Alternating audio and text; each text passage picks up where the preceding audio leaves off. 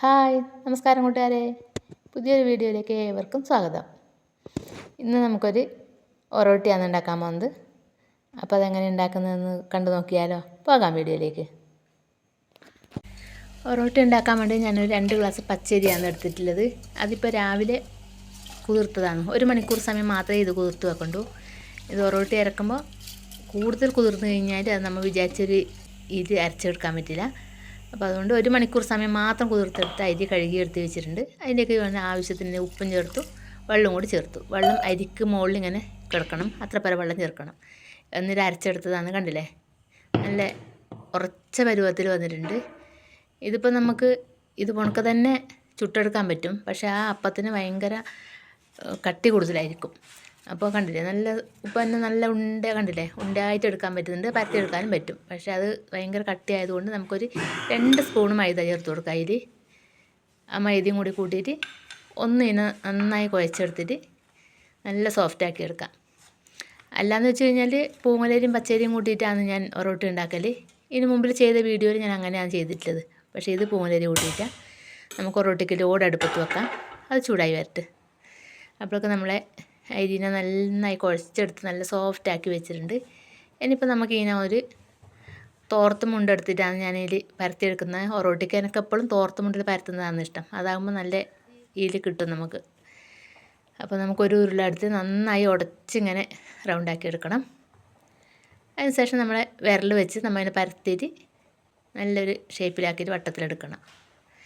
ഇത് പരത്തിയെടുക്കുന്നതിലും ചുടുന്നതിലും എല്ലാത്തിനും ഇതിനൊരു കാണുമ്പോൾ ഈസി ആയിരിക്കും. പക്ഷേ ഇതിൽ ഏതെങ്കിലും ഒരു പാകപ്പിഴ വന്നു കഴിഞ്ഞാൽ ഈ അപ്പം നമ്മൾ വിചാരിച്ച ഒരു രീതിയിലേക്ക് കിട്ടിയില്ല. അപ്പോൾ അതുകൊണ്ട് അരക്കുന്നതായാലും പരത്തുന്നതായാലും ചുടുന്നതായാലും എല്ലാത്തിനും ഇതിന് അതിൻ്റെതായ ഒരു ടൈമുണ്ട്. ആ ടൈം വെച്ചിട്ട് തന്നെ ചെയ്യണം. ഇപ്പോൾ ഓട് നന്നായി ചൂടായി വന്നിട്ടുണ്ടാവും, നോക്കാം നമുക്ക്.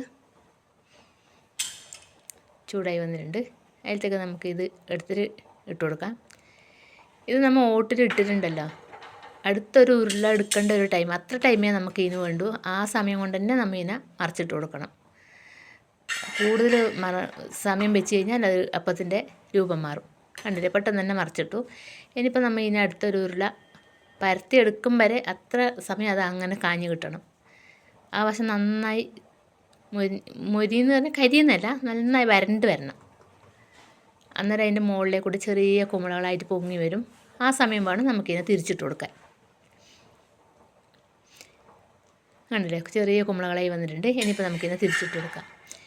ഇത് എന്നോട് ഒരുപാട് ആൾക്കാർ ഈ ഒറോട്ടി ഉണ്ടാക്കുന്ന വീഡിയോ ഒന്ന് ചെയ്യണം എന്ന് പറഞ്ഞിട്ടുണ്ട്. അതുകൊണ്ടാണ് ഞാനിത് വീണ്ടും കൂടി ചെയ്യാൻ നിന്നത്.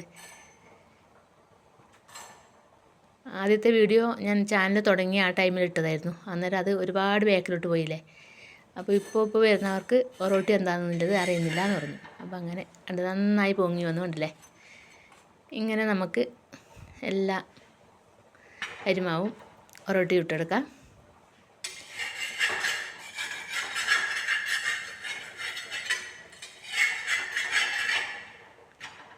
ഇത് നമ്മൾ ഇട്ടിട്ട് ഒരു കുറച്ച് കൂടുതൽ സമയം വൈകിയിട്ടാണ് മറിച്ചിടുന്നതെങ്കിൽ ആ അപ്പം പിന്നെ ശരിയാവില്ല. ആ അപ്പത്തിൻ്റെ മുകളിൽ ഇങ്ങനെ ഒരു പൊട്ടൽ പൊണക്കെ വീഴും, പിന്നെ പൊങ്ങി വരികയില്ല, ഒരു വൃത്തിയില്ലാത്ത അപ്പായി മാറും. അപ്പോൾ അതെല്ലാം ആ സമയം കൊണ്ട് തന്നെ നോക്കി ചെയ്ത് കഴിഞ്ഞാൽ നമുക്ക് നല്ല ഒറോട്ടിയായി കിട്ടും. ഉണ്ടല്ലേ, നല്ലതായി പൊങ്ങി വന്നിട്ടുണ്ടല്ലേ.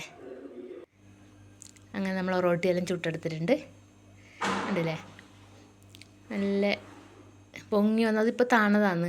എന്താ കണ്ടില്ലേ, ഇതിൻ്റെ അകം കണ്ട, നമ്മൾ ഇങ്ങോട്ട് ഇങ്ങനെ അങ്ങനെ കാണുമ്പോൾ പറയും പാക്കട്ടി പോലെ ഉണ്ട് എന്ന് പറയും. അത് ഓണക്കി ആയിട്ടുണ്ട്, കണ്ടില്ലേ? അതാ കണ്ട, നല്ല സോഫ്റ്റ് ആയിട്ടില്ലാന്ന്.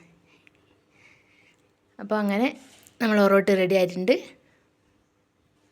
അടുത്തൊരു വീഡിയോയിൽ കാണുമ്പോൾ എല്ലാവർക്കും ബൈ ബൈ.